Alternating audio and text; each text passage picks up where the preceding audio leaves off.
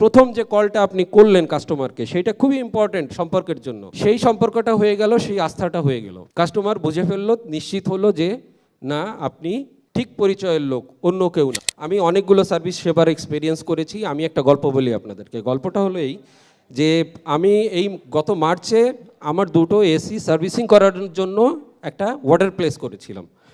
যিনি দুজন আসলেন, তো আমি তার ব্যবহারে সত্যি সত্যি এতটা মুগ্ধ হয়েছি। আমার অভিজ্ঞতা যেটা সেটা বলি যে দুটো উনি আমার এসি সার্ভিসিং করে দিলেন। তারপর আমার ঘরে একটা কুলার ছিল, উনি নিজেই দেখলেন। উনি আমাকে কিছু পরামর্শ দিলেন কুলার ব্যবহার করার ক্ষেত্রে, এবং বললেন যে যদি কিছু মনে না করেন কুলারটাও সার্ভিসিং করে দিয়ে যাই। তো সত্যি সত্যি আমি খুব কিউরিয়াস ছিলাম যে দেখি উনি কি করে, কারণ এইটা অনেক ক্ষেত্রেই শোনা যায় যে উনি ওনার যে দুইটা আমার অর্ডারের কাজ দুটো করে দিয়েছেন, থার্ড কাজের জন্য উনি কি করেন, ওই সিস্টেমের মধ্যে রাখেন কি রাখেন না, আমি দেখতে অপেক্ষা করছিলাম।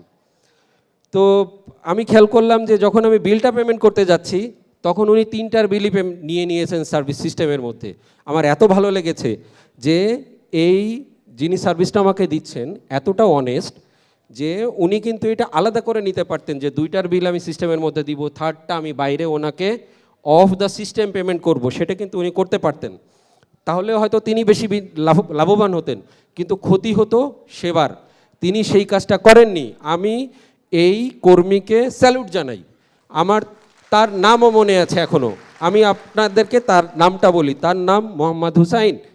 আমি এই রকম কর্মী, আমি আশা করি যে সবাই সেবার এই রকম কর্মী, যে তিনি তার জায়গা থেকে যোগাযোগ করে তিনি যে প্ল্যাটফর্মে কাজ করেন সেই প্ল্যাটফর্মটাকে একটু বড় করতে হেল্প করেছেন, যে 2টা কাজের জায়গায় 3টা কাজ হলো, আমারও লাভ হলো এবং আমার আস্থা বাড়লো সেবার প্রতি।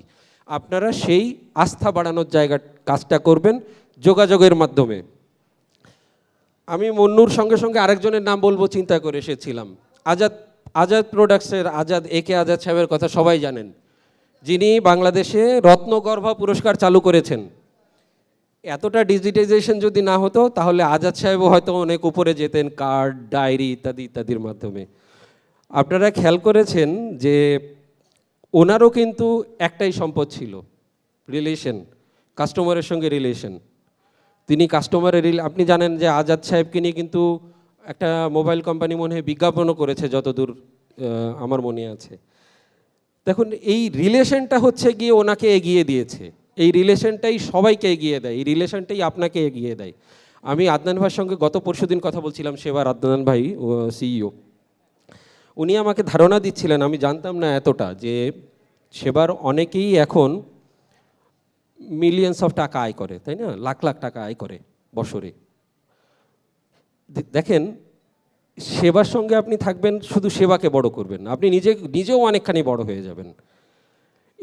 এই যে প্ল্যাটফর্ম, সেই প্ল্যাটফর্মই হচ্ছে গিয়ে আপনাদের সামনে নিয়ে এসেছে সেবা।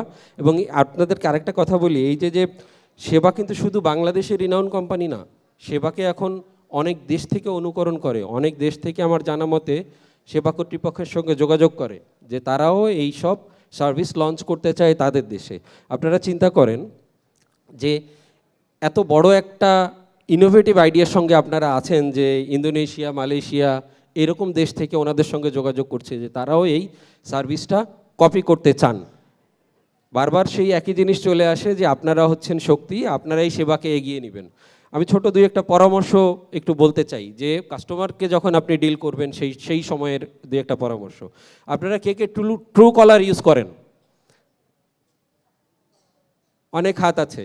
আমি যখন কাস্টমার হিসাবে আপনার কলটা পাই, তখন যদি আমি আমার ফোনে দেখতে পাই যে ইনি সেবার, আপনার প্রতি আমার আস্থা অনেক বেড়ে যায়, সে যেই হোক না কেন।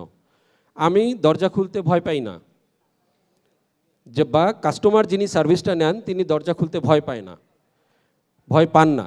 আপনারা যদি এই ট্রু কলারটা ইউজ করেন, আমার মনে হয় প্রথম যে কলটা আপনি করলেন কাস্টমারকে, সেইটা খুবই ইম্পর্টেন্ট সম্পর্কের জন্য। সেই সম্পর্কটা হয়ে গেল, সেই আস্থাটা হয়ে গেল। কাস্টমার বুঝে ফেললো, নিশ্চিত হলো যে না, আপনি ঠিক পরিচয়ের লোক, অন্য কেউ না। আমার আরেকটা পরামর্শ হচ্ছে যে আপনারা যখন সার্ভিসটা দিবেন, নিশ্চিতভাবে যিনি এক্সপিরিয়েন্স কাস্টমার তিনি হয়তো কনফিউজ থাকবেন না, কিন্তু যিনি এক্সপেরিয়েন্স না, নতুন, তার একটা ভয় থাকে একজন অপরিচিত মানুষ ঘরে আসছে, তাকে একটা কনফিডেন্স দেওয়া। ভালো হয় যদি আপনারা সেই সময় ফোন খুব একটা ইউজ না করেন। আমরা খুব ভয় পাই একজন অপরিচিত মানুষ যখন বারবার ফোন করে, বারবার ফোন টেপাটেপি করে, তখন আমরা ভয় পাই, কাস্টমার ভয় পায়। আপনার ঘরেও গিয়ে অপরিচিত একজন ঢুকে যদি একে কি কাজ করে, আপনি ভয় পাবেন। এই আস্থাটা দেওয়া, এই কমফোর্ট কাস্টমারকে দেওয়া, আপনারা যদি সেটা করেন তাহলে অত্যন্ত ভালো হয়।